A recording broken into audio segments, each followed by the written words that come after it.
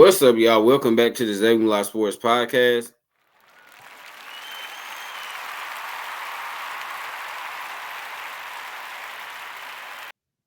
I'm your host, Isaiah, and today, y'all, we have another 2024 WNBA team preview, and we have the Atlanta Dream. So without further ado, let's get into it. All right, y'all, so let's get into the Atlanta Dream strengths. I think their first strength is that they have dynamic scores on the wing. You talk about they have Ryan Howard at shooting guard, Alicia Gray at small forward. Y'all, that is a dangerous duo because you're talking about two young ladies that can score 30-plus points in a game any given moment. I mean, talking about two young women, y'all, that can get to the basket, finish around the rim. Ryan, she can really post up. Alicia Gray is more of a perimeter scorer, but Ryan, she can really post up. Both of them can really shoot the three ball extremely well, and they also can play make at a pretty high level.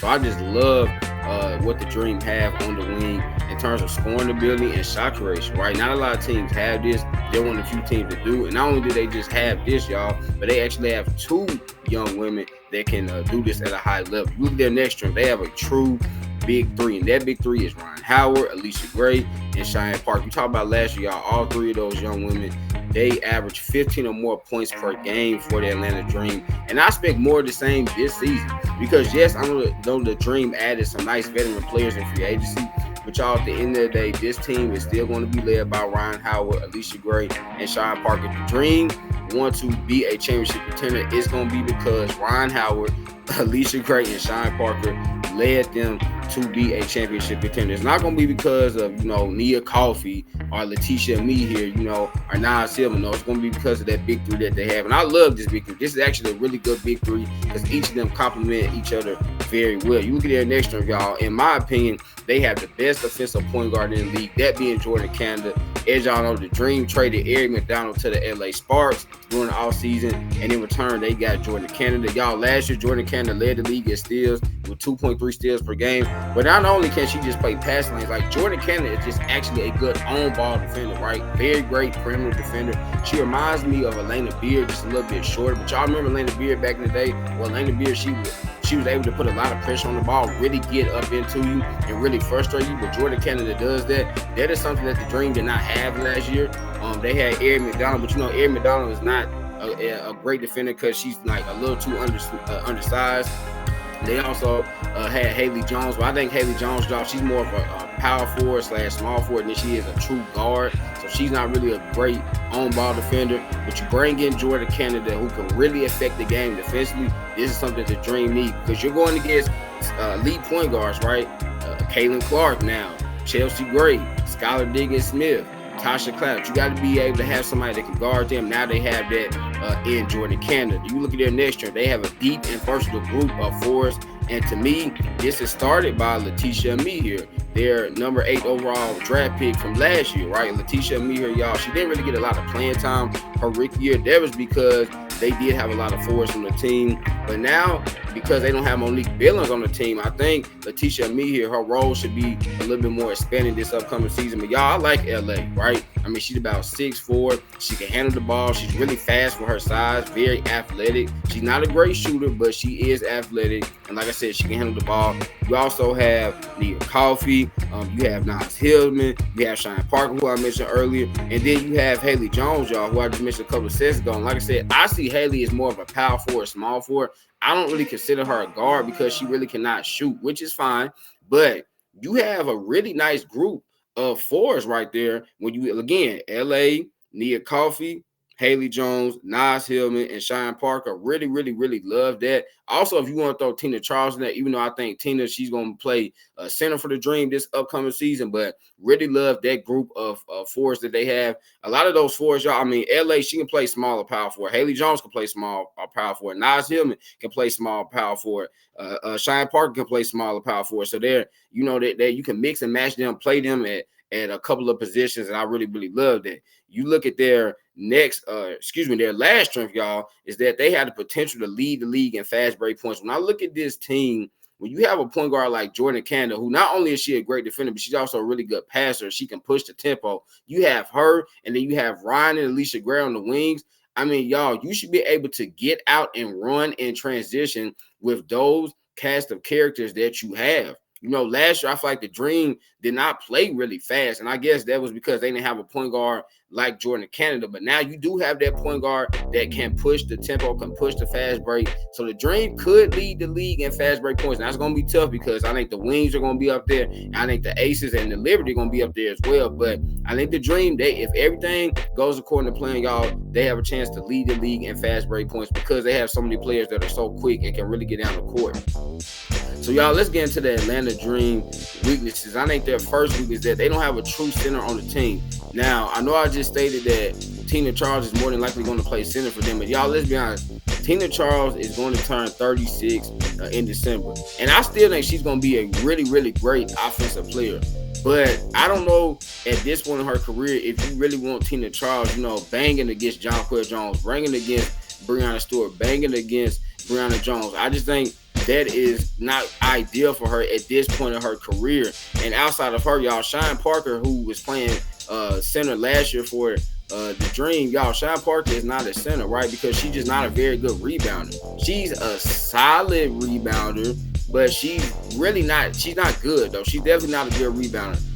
Which is kind of surprising because Shine Parker is 6'4", but she's never averaged more than 6 rebounds per game in the season. So that just shows you like she's really not that good at rebounding. So when I look at this, I think this is going to give the Dream problems like it did last year, y'all. I mean, you saw when the Dream went against the Aces or when it gets the Liberty or the Sun, they had a lot of problems. Why? Because they didn't really have the size at the center spot to be able to compete. You look at their next weakness, y'all, is that they're lacking shooting off the bench. This is a team last year that at least had Asia Durr that came off the bench. It was a really good three-point shooter for them. But they cut Asia Durr, so now they don't even have her. So you look at, you're going to have Haley Jones coming off the bench. You're going to have Letitia Meher. You're going to have Ariel Powers. You're going to have Nas Hillman. Y'all, none of those players are good three-point shooters, right? None of them are really even good mid-range shooters. So when they go to that bench lineup, man, y'all, that offense can end up looking really, really, really bad, which this is why I think, like I said earlier, this is why I think that big three is going to have to lead them, because that bench, now that's pretty good defensively. You got LA and Nas Hillman and Haley Jones and Ariel Powers.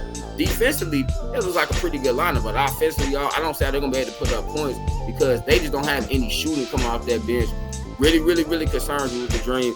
And then, y'all, to me, their final weakness is that they could struggle with overall team efficiency like they did last season. You talk about a team that, even though, like I said earlier, they had 3 players that averaged 15 or more points per game. Y'all, they only shot 42.6% from the floor as a team. They only shot about 33.6% from the 3 as a team.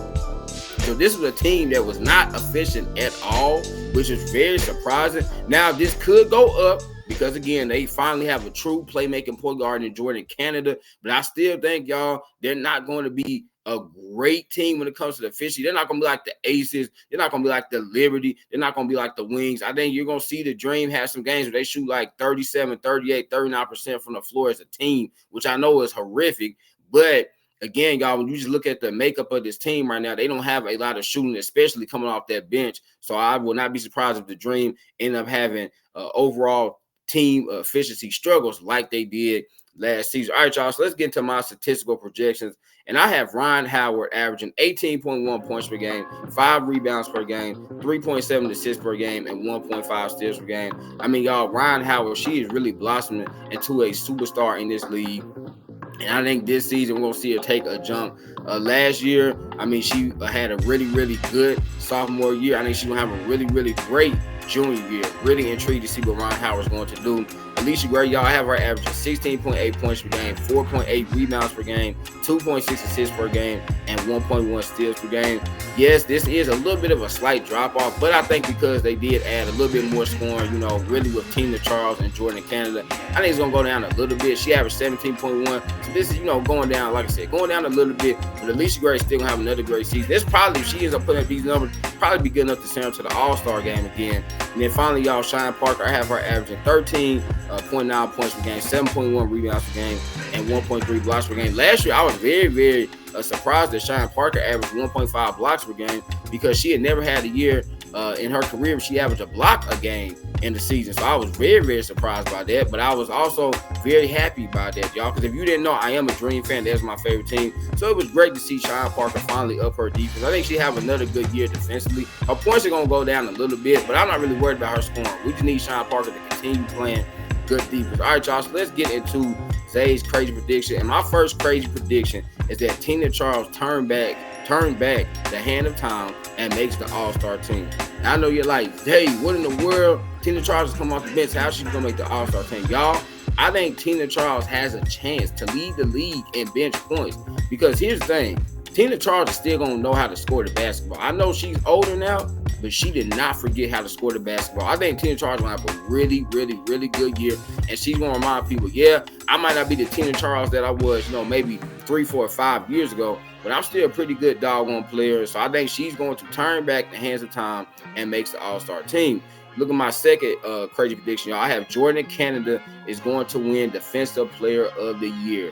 Now, I know you're probably like, Zay, there's no way in the world this is going to happen. Similar to my first crazy prediction. Tina Charles will make the All-Star team. Y'all, Jordan Canada is, like I said earlier, I think she's the best defensive point guard in the league.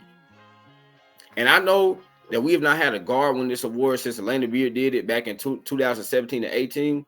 But y'all, I think Jordan Canada is going to win Defensive Player of the Year. I just feel like last year she had like that breakout season. I think this year she's taking her game to the next level. So I like her to win Defensive Player of the Year. And then, y'all, my third and final crazy prediction is that Ryan Howard has a 50-point game. As y'all know, last season, Ryan, she had a 43-point game. But, hey, she only needs 7 more points. I think she'll get to 50 this year. I mean, like I said, y'all, a couple of times in this video, Ryan is one of the best and most dynamic scorers in our league. So I think she can definitely have a 50-point game. And finally, y'all, let's get into my record prediction. So I think best case for the Dream is that they go 24-16. And I think this could happen, right? Last year, they went 19-21. So this would be a 5-game improvement. And this could happen. I mean, you added Tina Charles, you added Jordan Canada. If Tina Charles, does turn back the hands of time and has a resurgent year, that can happen. If Jordan Canada continues her stellar play from last year, you can win 5 more games. And 24-16 will probably get you a top 4 or 5 seed in the conference. So would love this for the Dream if it were to happen. I think worst case, though, y'all, is that they go 18-22, right? And you kind of plateau. I mean, last year they went 19-21. So you go 18-22, and now it's like you're kind of stuck. But let's just say that Tina Charles does not look like her old self. Jordan Canada kind of regresses. Nia Coffey and LA, they're not able to take that jump. Haley Jones still cannot shoot the ball. Then, yeah, you can see some like regression from this team. But, y'all, my prediction is that the Atlanta Dream is going to go 21-19. When I look at this team, I don't love it. I like the team. I wish I could say I love it. Again, I am a Dream fan, so I wish I could say I love this team, but I don't, y'all. I just like it. I think this is a solid team, but I think because of the shooting, the lack thereof of shooting coming off the bench really concerns me, and then not really having the center on the roster concerns me. But when you have Ryan Howard, Alicia Gray, and Sean Parker leading your team, you should be able to be a plus 500 team. So I think they'll go 21-19 and make the playoffs once again. I don't see the Dream being a championship contender, but, man, I think they could at least win like a playoff series, which would be a big goal. I mean, they haven't won a playoff series in a very long time, so it is time to do that. So there y'all have it, man. That is my 2024 WNBA team preview for the Atlanta Dream. Remember, y'all, laughter is good medicine, so make sure you get your daily dose. Y'all know I'm an Ender man. I love y'all. God bless. Peace.